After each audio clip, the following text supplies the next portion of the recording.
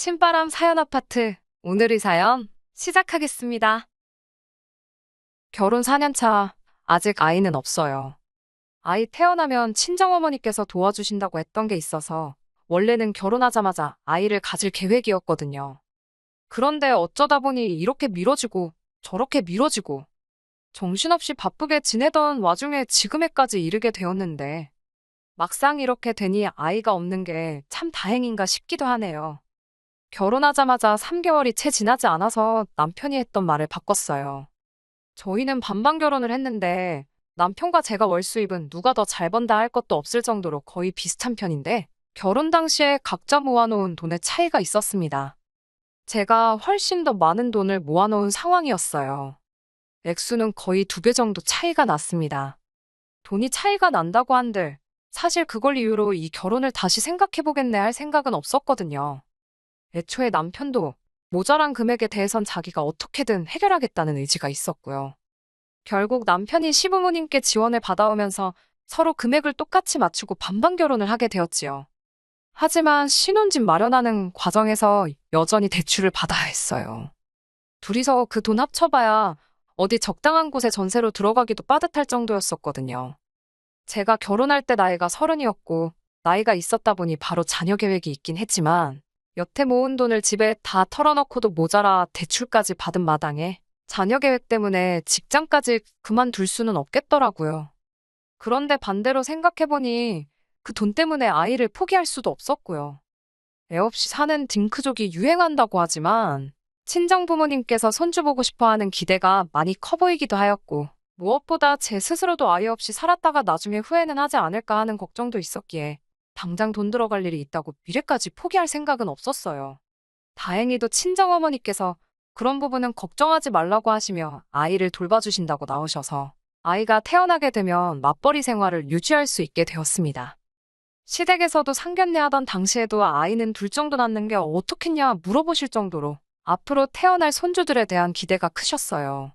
시댁에서도 아이를 돌봐줄 수 있다고 했지만 시댁이 신혼집에서 거리가 차로 1시간이 넘게 걸리는 거리로 20분 거리에 있는 친정과 비교하면 굉장히 먼 편이라 그나마 가까운 친정어머니께 부탁하는 게 현실적으로 보였어요. 시어머니도 당시 말은 돌봐준다고 하시긴 했지만 그때 가봐야 알겠지만 일도 해야 되고 시간이 날런지 모르겠네 하시면서 성 내키지 않아 하시던 게 정작 아이가 생기면 대신 돌봐주는 게 불가능하다는 것 같다 말하는 것이 조금 티가 날 정도였었기도 하고요. 남편과 재벌이 합치면 월 800만 원 정도 되는 상황인지라 사실 여유가 아예 없던 건 아니었습니다. 하지만 여전히 사람 일이란 게 어떻게 될지 모르는 거다 보니 어느 정도 저금이 쌓일 때까지는 조금이나마 돈을 아끼고 싶었어요. 남편도 결혼 전에는 이 부분에 대해서 동의를 했던 부분이고요. 그런데 결혼 3개월 만에 남편이 어느 정도 적당히는 쓰면서 살아야지. 우리 벌이가 있는데 너무 돈만 쥐고 있는 것도 다른 사람들 보기에 안 좋다며 말을 바꾸더라고요. 적당히 쓰고 살자는 기준이 남편과 제가 각자 서로 다르기 때문에 누가 옳고 그른지를 따질 수는 없겠지만 저도 쓸 거 안 쓰고 먹고 싶은 거 참아가면서까지 허리띠 졸라매 아끼고 모으자는 주의는 아니었거든요. 말씀드렸다시피 맞벌이 생활에서 두 사람 벌이가 어느 정도 되던 편이다 보니 남들 하는 거 다 똑같이 따라해가며 사는 정도는 아니지만 그래도 흉내 정도는 내고 있다 생각했는데 남편 생각은 달랐나 봐요.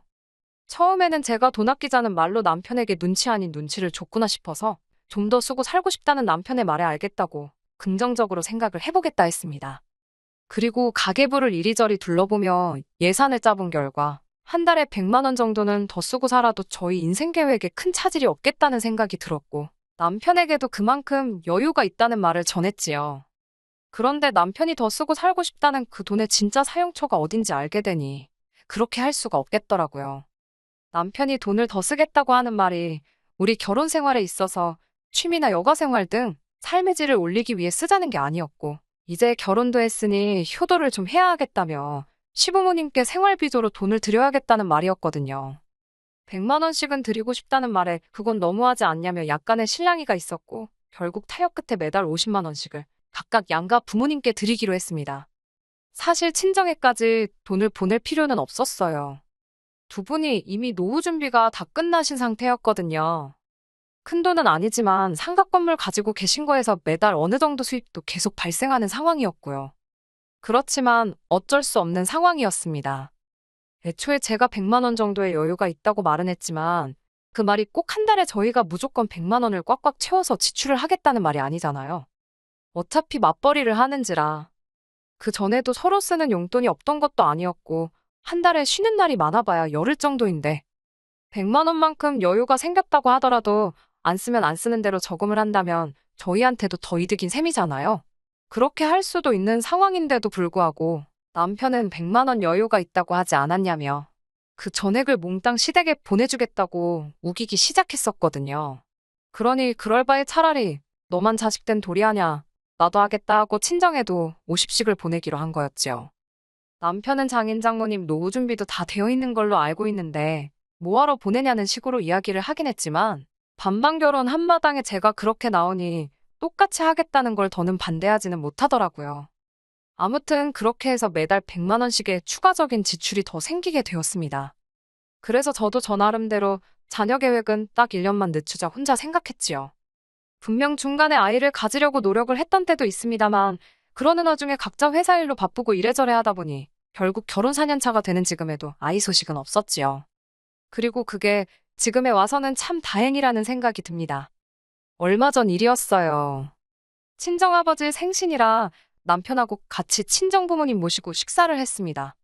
식사 끝나고 나서 저희도 부랴부랴 집에 돌아가려고 했는데 친정부모님께서 잠깐 시간 되면 집에 가서 차나 한잔 하면 어떻겠냐 하시더라고요.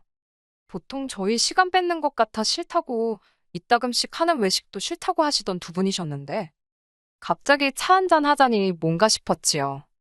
남편은 불편할 것 같다고 집에 가고 싶어 했는데 두 분 분위기가 심상치 않아서 따라갔습니다. 아니나 다를까 어차피 할 이야기인데 시간 붙들고 있을 필요나 있겠냐며 차의 뜨거운 기운이 식기도 전에 바로 본론부터 꺼내시는데 친정부모님이 방에서 통장하고 인감을 가져와 저희한테 건네주시더라고요. 통장을 열어보니 거기에는 3천만 원이라는 거액이 들어있었어요. 친정어머니께서 그걸 저희한테 건네주시며 저희가 매달 보내던 생활비 있잖아요. 일단 저희가 주겠다니 그동안 받고는 있었는데 당장 두 분이 쓸 일도 없고 그렇다 보니 그냥 건들지 않고 모아두고만 계셨다 하더라고요. 그렇게 돈이 쌓이고만 있다가 안 쓸 돈이긴 하지만 또 저렇게 묵혀둘 필요가 있나 싶어서 당신들 노후자금 같이 보태서 어디에 투자를 하셨다고 해요. 그리고 그게 수익이 많이 나서 안 그래도 필요 없던 돈이었는데 더 필요가 없어졌다며 여태껏 저희가 보냈던 돈에 조금 더 보태서 그 큰 목돈을 만들어서 저희한테 돌려주신 거였어요. 저희가 아직 대출이 남아있는 것도 알고 계시고 소식은 없지만 언젠가 태어날 손주 위에 써도 되고 알아서 요긴하게 잘 쓰면 좋겠다고 하시더라고요. 어차피 당신들이야 저희 결혼하기 전부터 노후 준비도 다 끝난 상황이었다 보니 거기에 더불어 이번에 노후자금까지 보태서 투자를 하셨던 터라 재미를 좀 보셨다고 그 돈 없어도 그만이라 하시더군요. 장인 장모님 불편해서 집에 일찍 가자던 남편은 내내 불편한 티 팍팍 내다가 통장에 찍힌 돈 보자마자 입이 귀에 걸려버려서는 싱글벙글 하고 있더군요. 그 꼴을 보니 솔직히 앞불싸 싶었습니다. 제가 친정에 50만 원씩 매달 보내게 된 경위에 대해서 전후 사정을 미리 말씀을 드릴 걸 싶더라고요. 안 그래도 시댁에만 100만 원씩 주겠다고 우기던 걸 제가 억지로 반으로 쪼개 양가에 똑같이 하기로 정했던 그 사실을 친정부모님은 아예 모르고 계셨으니까요. 오히려 결혼하자마자 3개월 지나고부터 효도하겠다고 양가 부모님께 50씩 보내기로 결정한 남편을 높게 사셨던 것 같아요. 신혼이고 돈도 빠듯하고 하고 싶은 것도 갖고 싶은 것도 많을 텐데 여유자금 쪼개가며 부모님이며 장인장모 용돈 챙겨주는 사위가 세상에 또 어딨냐며 그 마음 씀씀이에 감동을 하셨다고. 그래서 그 돈을 불려서 저희한테 돌려주기로 결심을 하셨다 하시더라고요. 그래서 통장 돌려주실 때 저한테만 쓱 주셔도 되는 걸 굳이 남편도 같이 자리에 불러놓고 돌려주신 거였고요. 그거야 뭐 이미 엎질러진 물인데 어쩌겠어요. 그 돈 받고 집에 오는 길 내내 남편이 기분이 째지는지 계속 신이 나서 실실거리고 있더라고요. 집에 와서 한참을 고민했네요. 갑자기 생긴 목돈에 저도 솔직히 기뻤던 건 사실이었습니다. 그 돈을 어떻게 쓰면 좋을까 한참 고민하다가 그 돈으로 일단 대출을 일부 상환을 하고 그리고 1,000만 원 정도 들여서 친정부모님 크루즈 여행이라도 보내드릴까 싶더라고요. 따지고 보면 1,000만 원이 엄청 큰 금액이긴 하지만 두 분이 돈을 받은 그대로 주신 게 아니고 불려서 주셨다 보니 크루즈 여행 보내드려도 저희가 여태껏 보냈던 돈과 큰 차이가 없었기도 해서 저도 욕심부리지 말고 친정부모님 위해 쓰자는 생각을 했습니다.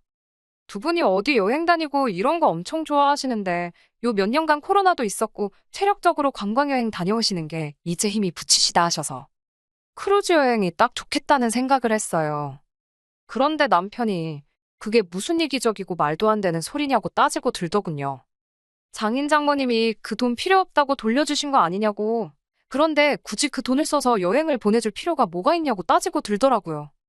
애초에 두 분이 여행을 다니실 거였으면 그 돈을 우리 돌려주셨겠냐며 요긴하게 쓰라고 돌려주신 걸 왜 너네 처가에만 다 써버리려고 하냐면서 저한테 이기적이라고 따지고 두는 거예요. 그러면서 한다는 소리가 그 돈을 시부모님한테 드리는 게 맞다고 우기기 시작하더군요. 애초에 그만큼의 돈이 친정에 가게 된 경위가 제 억지 때문 아니었냐고 하는 거예요. 처음부터 장인 장모님은 그 돈이 필요가 없던 거 아니었냐며 양가에 50씩 주는 게 아니라 애초에 시댁에 100을 줄 수 있었던 거라고. 괜히 저 때문에 너네 집에도 주고 우리 집에도 주고 하느라 그런 거지 따지고 보면 전부 시댁에 들어갔을 돈이었다고 하는 겁니다. 길 잃고 방황하던 돈, 원래 주인 찾아가는 거라고. 그러니까 저보고 억울해할 필요가 없다는 소리를 하는 겁니다. 그럴싸한 이유를 가져다 붙이고 있지만 애초에 말도 안 되는 소리였지요. 내가 설마 억울해서 그러겠냐고.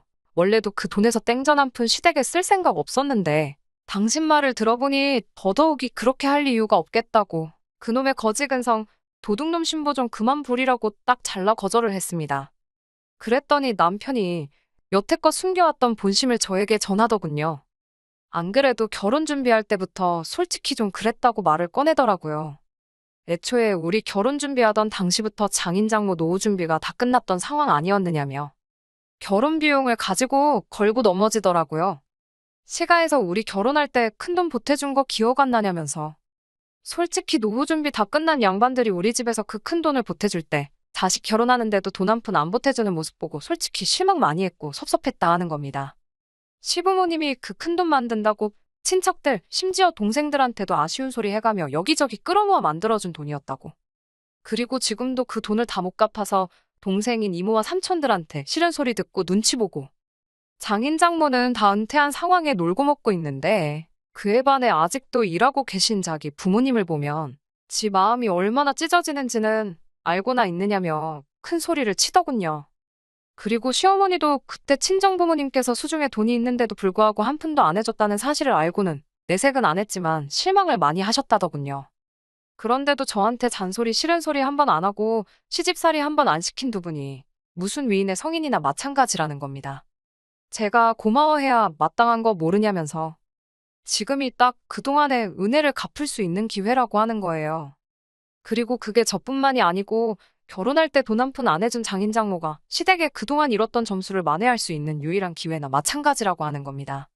그 돈을 시부모님한테 주기만 하면 되는 쉬운 일인데 고민이나 할 게 있냐고 하는데 입에 못터라도 달아놓은 것 마냥 떠벌거려서 다 듣기는 했는데 어이가 없어서 말도 안 나오더라고요. 세상에 언제부터 친정이 시가에 잘 보이고 점수를 따야 하는 그런 곳이 된 건가요? 아니, 애초에 반반 결혼하자고 해놓고 자기가 모아놓은 돈이 제가 모은 돈에 비해 한참 모자라니. 그 돈 맞춰오겠다고 다른 사람도 아니고 지 부모한테 손 벌린 걸 가지고 저렇게 생색을 내고 유세를 부릴 줄은 상상도 못했어요. 그리고 그 돈도 제가 받아오라고 한 것도 아니고 지가 괜히 찔리니 부모한테 손 벌려 마련해온 돈을 두고 말입니다. 결과적으로는 지랑 저랑 똑같은 돈 해오고 반반 결혼한 건데 그 과정에서 친정부모님이 돈을 한 푼도 안 해주시던 말던 똑같은 돈 들고 반반 결혼했다는 사실은 달라지는 게 없잖아요. 그걸 가지고 실망이니 뭐니 하는 꼬라지를 보니 어이가 없었습니다. 애초에 그 돈에서 커피 믹스 한 봉지도 시댁에 쓸 생각이 없었는데 우리 부모님이 너네 부모님한테 점수를 따야 하는 그까짓 게 이유라면 더더욱이 그렇게 할 이유가 없다고 꿍깨라고 했습니다. 자꾸 그렇게 나오면 이 상황을 친정부모님한테 낱낱이 전하고 이 돈도 그냥 다시 전부 돌려드려서 차라리 어디 진짜 도움의 손길이 필요한 사람들한테 기부를 하라고 하겠다 했습니다. 그랬더니 남편이 그걸 누구 맘대로 돌려주고 기부를 하고 왜 그런 중요한 걸 네 마음대로 정하냐면서 개거품을 물기 시작하더라고요. 반반 결혼 이야기 끄집어내면서 저보고 말 잘했다고. 반반 결혼했으니 그 돈을 똑같이 절반을 나누는 게 좋겠다고 태세를 전환하더라고요. 전부 다 시부모님한테 드리려니 그건 가망이 없는 것 같고. 절반이라도 뜯어내서 그거라도 드려야겠다 정했나 봐요. 그러니까 그 반반이라는 게 애초에 양가에 똑같이 드린 돈이지 않냐고. 우리 수중에 다시 들어왔다고 해서 그 돈을 다시 나눠야 할 이유는 없는 거 알고 있지 않냐고. 제발 억지 좀 그만 부리라고 했어요. 애초에 제가 그 돈을 가지고 시댁을 차별하자고 그러는 게 아니라고. 우리 대출 갚으면 그만큼 이자도 줄어들고 원금도 줄어들고 우리한테 좋은 거 모르냐고. 대출로 나가는 부담이 적어지면 그만큼 나중에 충분히 부모님께 잘 해드릴 수 있는 거 아니겠냐. 돌려받은 돈으로는 대출 갚고 더 주신 만큼은 다시 돌려드리려는 거다 설명을 해줬습니다. 돈으로 돌려드리면 안 받으실 게 뻔하니 여행이라도 보내드리려는 건데 그만 억지 부리면 안 되겠냐고 제가 사정사정을 했어요. 남편은 끝까지 우겨댔고요. 자기 말이 앞뒤가 안 맞는 건 자기도 알고 있는 것 같은데 목소리 큰 놈이 이긴다고. 그냥 배 깔고 드러누워서 어깃장만 부리고 있더라고요. 그렇게 돈이 많으면 우리 고생 좀 덜하게 결혼할 때부터 돈 좀 해줬으면 어디가 덧나니 어쩌느니 하는데 반반 결혼하기로 한 건데 친정에서 돈을 해줬으면 그만큼 시부모님이 모자란 돈 구해온다고 더 고생을 하지 않았겠느냐. 지금도 친척분들한테 빌린 돈 갚는데 허리가 휘신다 하지 않았느냐. 거기에 돈을 더 빌렸으면 감당이나 됐겠냐고 설명을 하는데 저도 점점 지치기 시작하더라고요. 애초에 내가 왜 이딴 걸 설명을 해줘야 하고 남편을 이해시키고 설득을 해야 하는지 싶었어요. 애초에 친정하고 시댁 차별하는 게 제가 아니라 처음부터 남편이었는데 말이에요. 그러는 와중에 남편이 먼저 말을 꺼내더군요. 너가 돈 가지고 이렇게 치사하게 구는 사람일 줄 알았으면 결혼도 안 했을 거라고요. 자식이 부모한테 효도하는 게 당연한 건데 그걸 못하게 하느냐며 이제부터는 그냥 서로 돈 관리도 각자 하자는 겁니다. 생활비 똑같이 주면 되는 거 아니냐고 자기가 버는 돈으로는 이제 자기 부모를 챙겨야겠다 폭탄 선언을 하더라고요. 지금 그 말이 무슨 뜻으로 하는 말인지나 알고나 있냐고 하니 내가 벌어온 내 돈 내가 쓰겠다는데 네가 뭔 상관이냐 하면서 큰 소리를 뻥뻥 치더라고요. 그리고 결혼한 지 벌써 4년이나 되었지만 이게 시작이면 시작이지 절대 끝은 아니구나 하는 생각이 마구마구 들기 시작했습니다. 이런 다툼을 하게 되더라도 앞으로 몇십 년은 더 하겠다는 생각을 하니 엄두도 나질 않고 남편한테 지금 당신이 한 말이 무슨 뜻인지는 아냐고 남편을 떠봤어요. 어차피 지금 아이도 없는 마당에 각자 생활비만 절반씩 내고 미래 대비도 하지 않고 알아서 그 돈을 쓰겠다는 그 말은 한 집에 사는 남으로 지내도 상관없다는 소리처럼 들린다고 했더니 남편이 목소리가 더 커지더군요. 지금 이혼하자고 협박하는 거냐면서 누가 못할 줄 아냐며 어디 한번 그렇게 해보자는 겁니다. 같이 살기 싫다는데 제가 그런 남편 붙잡아서 뭐 하나 싶더라고요. 그래서 알겠다고 그럼 이혼하자고 했어요. 어차피 반반 결혼했고 복잡하게 계산할 것도 없다고 정확히 절반 갈라서 내가 나가겠다 했습니다. 친정부모님이 돌려준 3천은 애초에 친정부모님 통장에 들어있는 상황이니 나눌 필요 없는 거 알고 있지? 하고 그건 계산하지 말라고 했어요. 목소리 드높이며 이혼 부르짖던 남편이 제가 너무 손쉽게 이혼하자고 대답하니 당황했나 보더라고요. 여태 큰 소리 치던 기세는 어디 가고 말이 한마디도 없어지더니 쩔쩔매면서 자기가 홧김에 그렇게 말한 거라고. 이혼하자는 게 아니고 양가에 똑같이 효도하고 싶어서 그러는 거라 하더라고요. 저도 이혼을 결정하는데 감정적인 부분이 있어 남편이 제대로 사과만 해왔다면 받아줬을 텐데 또 거기서 양가에 똑같이 효도하려고 그랬다고 모든 걸 제 탓으로 돌리는 모습에 마음 돌리면 안 되겠다 싶어 굳게 다짐하게 되었습니다. 그리고 결국 이혼을 결정하게 되었네요. 어쩌다 보니 미뤄진 자녀 계획이 이렇게 다행이라고 느껴지긴 또 처음이었어요. 현재는 친정부모님 집에서 지내고 있습니다. 남편이랑 이혼이 완전히 정리되면 그 돈 가지고 곧바로 나가 독립할 생각이에요. 다른 건 몰라도 저한테 갈라줄 돈 절반 마련하려면 남편이 고생 좀 해야 할 겁니다. 요즘 같은 상황에 집이 바로 나갈 일도 만무하고 집값이 거의 오르지 않은 상황인데 집 주변으로 호재가 여러 개 생기기 시작해서 그 집 포기하기도 쉽지 않을 거예요. 혼자서 외벌이로 남은 대출 갚고 그러려면 그 사랑하는 부모님께 드리던 용돈도 이제 못 드리게 될 텐데. 효자가 효자노를 못하게 되었으니 얼마나 안타깝겠어요. 친정부모님께서는 당신들이 괜히 그 돈을 돌려주는 바람에 딸 자식이 이혼하게 되었다며 속상해 하셨고, 혹자는 3천만 원 때문에 이혼을 했다 생각하실 분들도 계실 거예요. 하지만 저는 여전히 제 결정에 후회가 하나도 남지 않습니다. 애초에 처가가 시댁에 점수 따야 한다고 우기는 남편, 머릿속에 자기 부모님한테만 한 푼이라도 더 이득 보게 해주기 위해 혈안인, 남보다도 못한 사람을 남편이라고 데리고 사는 것보다 차라리 평생 혼자 지내는 게 더 낫겠다는 생각이 드네요. 결혼 생활 4년이나 했는데 그 꼴을 앞으로 못해도 몇십 년은 더 보면서 사느니 그냥 이렇게 사는 게 저한테 더 나은 결정이라는 생각에는 변함이 없네요. 끝까지 들어주셔서 감사합니다. 오늘의 사연은 여기까지입니다. 구독과 좋아요, 알람 설정 부탁드리고 더 좋은 사연으로 다시 찾아뵙겠습니다. 감사합니다.